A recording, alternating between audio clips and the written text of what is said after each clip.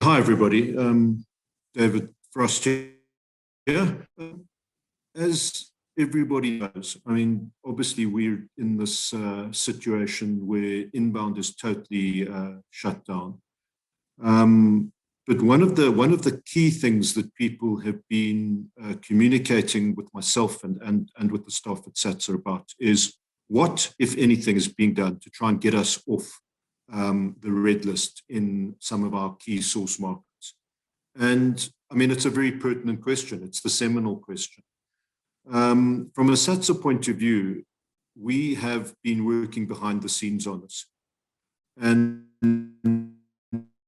I came across through Paul Gardner of the Mantis Collection, put me in touch with two really interesting people who work for a company called Eterna Partners, Christine Thompson and Nigel Fairbrass. They worked for 18 years as the team that spearheaded the corporate strategy and lobbying effort for SAB Miller, as SAB was taken from a Johannesburg-based company to be the largest brewer in the world. They are London-based. They understand lobbying in that market at the highest level. They understand the pressure points. They understand the decision-making process. And we had a very fruitful discussion with them.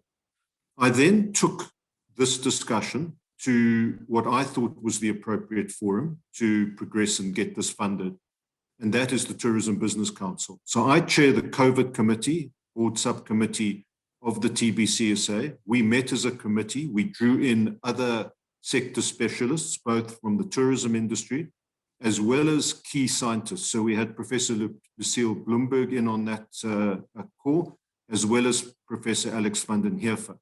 So we sat with the Eterna Partners 2.5 hours. We thrashed out a really good proposal.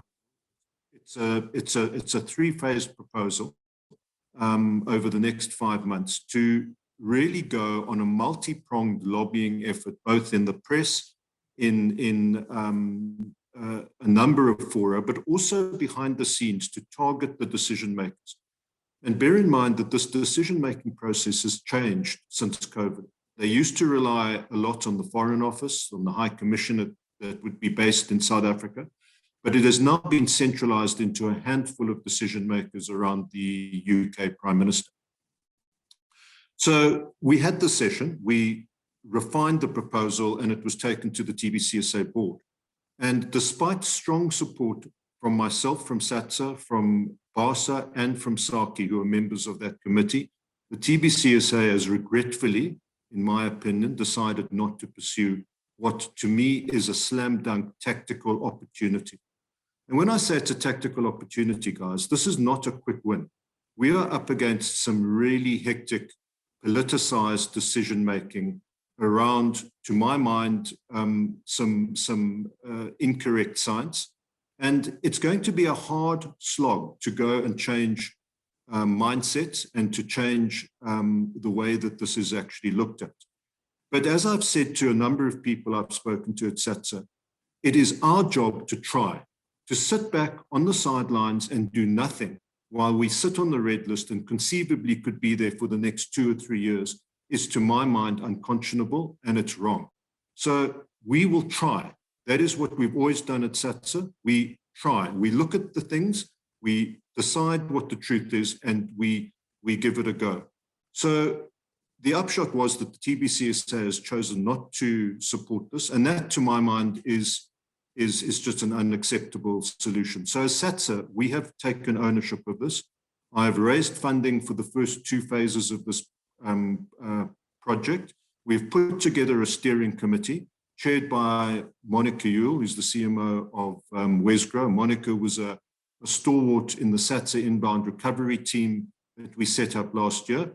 And we've drawn in some other industry players. David Ryan came out of that task forces on our steering committee. Craig Smith, who is a major DMO player in the UK market, is on that steering committee, as is Zux Ramasia, the CEO of BASA, and Natalia Rosa, our PR and communications guru.